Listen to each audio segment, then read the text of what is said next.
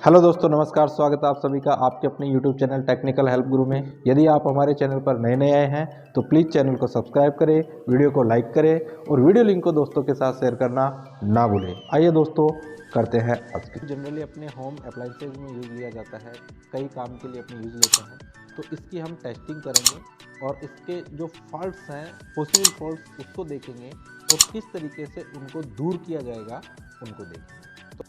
आइए दोस्तों देखते हैं। ये अपने पास में पावर सप्लाई बोर्ड है, एक्सटेंशन बोर्ड। इस एक्सटेंशन बोर्ड में नियॉन टेस्टर के माध्यम से पहले देख लेते हैं कि यहाँ सप्लाई आ रही है या नहीं आ रही है। तो देखिए, इस तरीके से नियॉन टेस्टर को इसमें लगाएंगे और इसके ऊपर हाथ रखेंगे। ये जो नियॉन लैंप है ये जल रहा है, इसका मतलब यहाँ पे सप्लाई आ रही है। और यदि ये जल नहीं रहा है तो यहाँ सप्लाई नहीं आ रही है। तो इस कंडीशन में देखिए जल रहा है, तो एक्सटेंशन बोर्ड में हमारे पास में सप्लाई आ रही है। ठीक है दोस्तों, आइए दोस्तों देखते हैं सप्लाई में कनेक्ट। यहाँ से हम इस स्विच के माध्यम से, ऑन ऑफ स्विच है, इसके माध्यम से देखते हैं, चलाते हैं तो ये देखो रोटेट नहीं कर रहा है, इसमें कुछ फॉल्ट हुआ है। तो इस फॉल्ट को डिटेक्ट करते हैं, पता लगाते हैं इसको डिसेंबल करके। डिसेंबल करने के लिए हम यहाँ पे जो स्क्रू है इनको इसके माध्यम से खोल लेंगे। तो दोस्तों ये खोल लेते हैं इसको।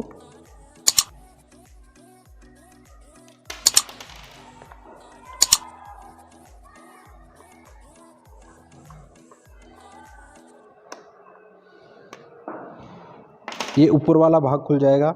यहाँ से हमें ये जो स्विच हैं इसके कनेक्शन इस कोड के माध्यम से सप्लाई गई हुई है, तो यहाँ पर ये दिखाई देगा। ये कोड है, ये स्विच के कनेक्शन है। इसमें फेज को कंट्रोल किया जाता है, न्यूट्रल डायरेक्ट दिया जाता है।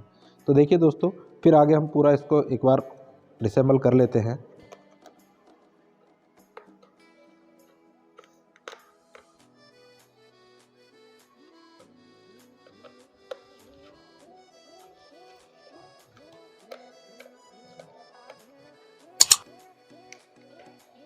ये हमने डिसेंबल कर लिया है।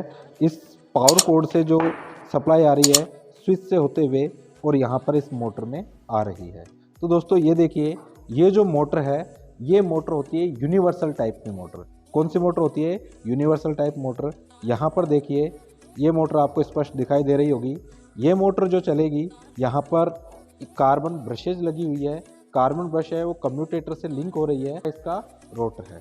तो दोस्तों इस तरीके से ये पूरी मोटर रोटेट करेगी। तो उसके साथ में ये पार्ट है रोटर, वो भी रोटेट करेगा, जो अपने वर्किंग के लिए काम आता है।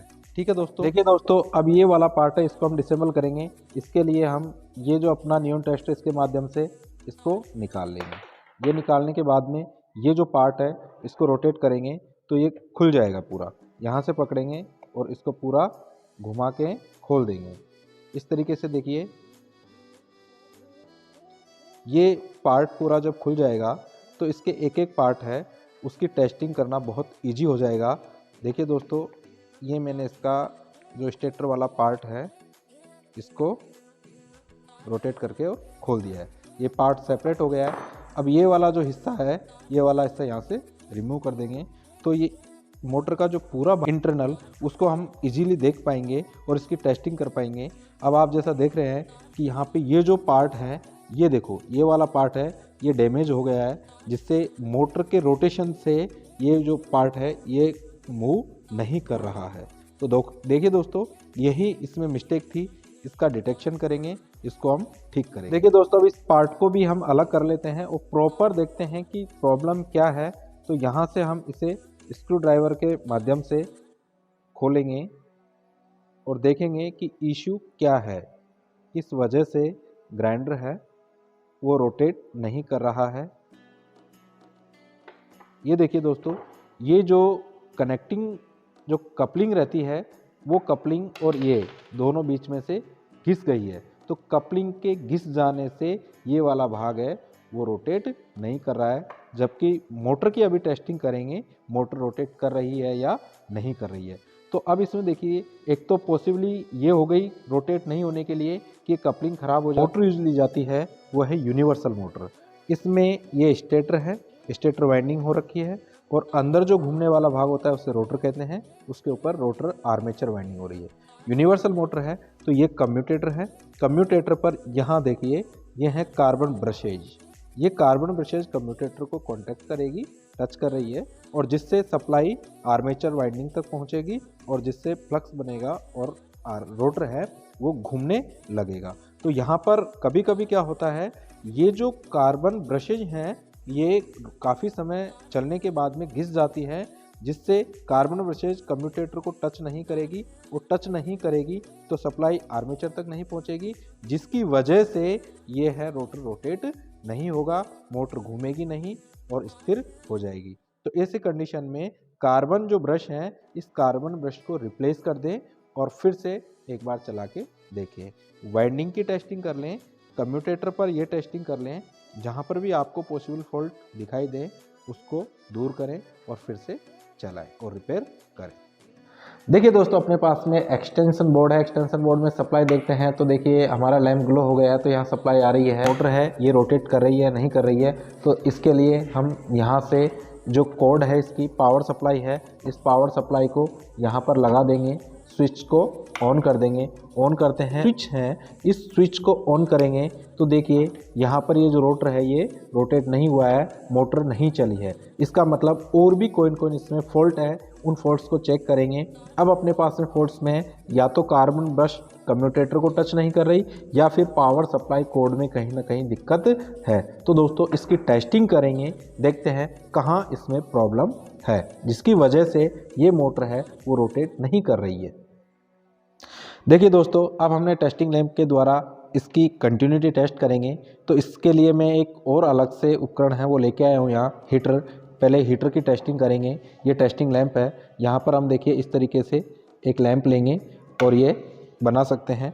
यहाँ से जो पावर सप्लाई है एक लैंप में जा रही है, न्यूट्रल हमने डायरेक्ट दे दिया है। और इनको भिड़ा के देखेंगे तो देखो ये कहीं ना कहीं अभी सही से लगी हुई नहीं है, तो इस तरीके से इसको सही लगाएंगे तो ये देखो यहाँ से इनको टच करेंगे तो ये लैंप ग्लो हो रहा है। अभी देखिए फुल ब्राइटनेस, इसकी ब्राइटनेस के अकॉर्डिंग ही सीरीज टेस्टिंग लैंप से टेस्टिंग की जाती है। जब इसको डायरेक्ट लगा के देखेंगे तो इसकी ब्राइटनेस फुल रहेगी। अब टेस्टिंग करेंगे, जैसे मैं इस हीटर के एलिमेंट की टेस्टिंग कर रहा हूँ, तो ये जब टेस्टिंग करेंगे तो देखिए ये जो ग्लो है इसकी बहुत कम हो गई है। ये देखिए ग्लो इसकी बहुत कम हुई है। इसकी टेस्टिंग करेंगे तो ग्लो कम हो गई है। इसका मतलब ये जो हीटिंग एलिमेंट है वो एकदम सही है। इसमें पॉसिबल फॉल्ट्स हो सकते हैं। यदि ये जो एलिमेंट है ये कहीं से ब्रोकन हुआ होता तो यहाँ पे लैंप ग्लो नहीं होता। तो लैंप ग्लो हो रहा है लेकिन इसकी ब्राइटनेस कम है, तो ये सही है। तो स्विच है, इसे हम बाहर निकाल लेते हैं। इसको बाहर निकाल लेंगे और यहाँ पर देखिए ये इसमें 3 टर्मिनल है। 3 टर्मिनल है तो एक बार यहाँ से ऑन होगा, दूसरी बार इसमें इधर से ऑन होगा। स्पीड कम ज़्यादा के लिए होता है। तो पावर कोड है, इसकी सप्लाई यहाँ पे आ रही है। तो सबसे पहले इस पावर कोड को सीरीज टेस्टिंग लैंप के माध्यम से चेक कर लेंगे। यहाँ से हम एक तो देखो वायर यहाँ से, ये वाली वायर यहाँ आ रही है। ये इससे जो 2 वायर हैं, एक वायर यहाँ से जो न्यूट्रल वायर है, सॉरी इसमें फेज वायर कनेक्ट होता है लेकिन बाय मिस्टेक यहाँ न्यूट्रल कनेक्ट कर रखा है। तो ये जो फेज रेड वाला फेज का होता है, ब्लैक वाला न्यूट्रल का होता है। तो जो रेड वायर है यहाँ होना चाहिए था लेकिन नहीं है, कोई बात नहीं है, फिर भी काम तो वही करेगा। इसमें न्यूट्रल को जो कंट्रोल किया हुआ है। तो ये देखिए दोस्तों, ये वाला वायर यहाँ लगा हुआ है, दूसरा वायर है वो डायरेक्ट गया हुआ है। अब देखेंगे अपने यहाँ से, तो इसको थोड़ा सा बाहर निकाल लेंगे, इससे ही टेस्टिंग हो पाएगी। और अब देखिए 1 बाय 1 करके अपने टेस्टिंग करते हैं। तो ये फिर से हमारा जो सीरीज टेस्टिंग लैंप है, सीरीज टेस्टिंग लैंप चेक कर लेते हैं काम कर रहा है क्या। तो इसको चेक कर लेंगे, अभी थोड़ी सी दिक्कत है इसमें। और ये देखिए प्रॉपर से लग गया है। ये सीरीज टेस्टिंग लैंप अब काम कर रहा है हमारा। इसके द्वारा कोड को चेक करेंगे तो एक यहाँ पे इसके एक पॉइंट को यहाँ लगा देंगे, दूसरे टर्मिनल को इसमें से 1 बाय 1 करके लगाएंगे। तो देखिए ये जल गया है, ये जल गया। इसका मतलब ये वाला जो वायर है वो सही है। दूसरा लगा के देखेंगे, दूसरे में फिर सेम सीक्वेंस में यहाँ लगाएंगे, यहाँ लगा के फिर से चेक करेंगे। देखिए ये तो यहाँ पे दोनों में लगाया है, ये नहीं जला है। इसका मतलब पावर कोड का एक वायर है वो फॉल्टी है, ओपन सर्किट हो चुका है, जिसकी वजह से यहाँ सप्लाई नहीं आ रही है। और सप्लाई नहीं आने की वजह से ये देखिए ये मोटर नहीं चल रही है। तो ये था इसका मेजर फॉल्ट, इसको भी हम करेंगे डिटेक्ट। देखिए दोस्तों, अब हमारे पास में हमने एक फेज और न्यूट्रल वायर ले लिया है, जिससे हम डायरेक्टली सप्लाई देके और मोटर को चेक करेंगे कि और तो कोई इसमें ख़राबी है, वाइंडिंग वगैरह की ख़राबी है या नहीं है। तो इसके लिए देख लिए डायरेक्टली मैं यहाँ पे इस कोड का काम ख़त्म करके यहाँ से मैं एक वायर कनेक्ट कर देता हूँ और दूसरा मैं यहाँ पर एक तो फेज कनेक्ट कर दिया मैंने स्विच के साथ में और दूसरा न्यूट्रल कनेक्ट कर दिया। तो बिल्कुल ये मोटर है वो चल गई है। इसका मतलब जो आपको आवाज़ भी सुनाई दी होगी, मोटर चल चुकी है। इसका मतलब पावर कोड सप्लाई में यहाँ पे मिस्टेक थी। फिर से मैं आपको चला के दिखा रहा हूँ। फेज वायर है वो हमेशा स्विच के साथ कंट्रोल होना चाहिए। तो मैंने यहाँ लगाया, स्विच इस कंडीशन में ऑन है, देखिए ये ऑन है स्विच। तो यहाँ पर मिडिल में हम लगा देंगे और दूसरा न्यूट्रल है वो दूसरे वायर पे टच करेंगे, राइट। तो ये इस तरीके से फॉल्ट चेक कर लेंगे। तो ये पॉसिबल फॉल्ट्स थे, यहाँ पे पावर कोड सप्लाई में भी मिस्टेक हैं, तो इसको भी दूसरी रिप्लेस करेंगे। हाँ तो दोस्तों, आज के वीडियो में हमने सीखा है किस तरीके से ग्राइंडर में पॉसिबल फॉल्ट्स है उसको सही करेंगे, क्या उसमें मिस्टेक हो सकती है, कैसे उसको ठीक करना है। डिसेंबल हमने किया है, सेम डिसेंबल करेंगे तो उस समय हम पूरा ध्यान रखेंगे, फिर से उसको उसी तरीके से जैसे डिसेंबल कर रहे हैं उसके अपोजिट पूरी प्रक्रिया वो असेंबल करने के लिए करेंगे और इसको पूरा चला देंगे। दोस्तों, उम्मीद करता हूँ आपको सब कुछ समझ में आया होगा। प्लीज़ वीडियो को लाइक करें और यदि आपको कुछ पूछना हो तो कमेंट डालें और उसमें पूछ लें जो भी आपको समझना है। कुछ चीज़ समझ में नहीं आई है तो कमेंट के द्वारा बताएं और दोस्तों अपने जो दोस्त हैं उनके साथ वीडियो लिंक को शेयर करना ना भूलें। बहुत बहुत धन्यवाद।